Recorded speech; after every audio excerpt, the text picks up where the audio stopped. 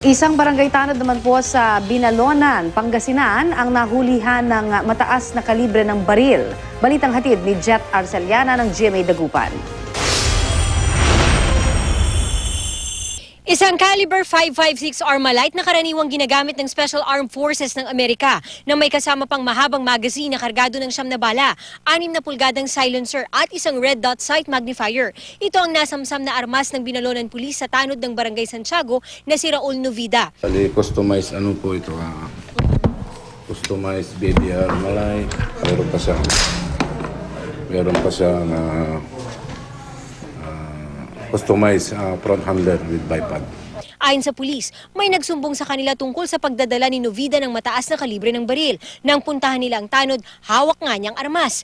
Inamin ni Novida na kanyang high-powered firearm na minana raw niya sa kamag-anak niyang miyembro ng US Army.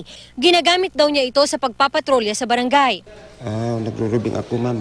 Kasi, ma'am, maraming kagaya ko na lasing ganun. Kaya dumandaan lang ako, pero nakatago yun. Pero ayon sa pulis, bawal ang pagdadala ng mga sibilyan ng mga ganitong baril. Walang papeles ng baril si Novida. Ito po ay hindi ordinary na baril. Ito po ay considered na high-powered firearms. Buo nung pinadala, bali, pesa by pesa. Dito na lang daw nila inassemble sa Pilipinas.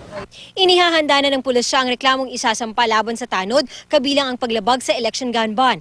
Ito na ang pinakamataas na kalibre ng baril na nakumpiska sa Pangasinan ngayong umiiral ang election gun ban.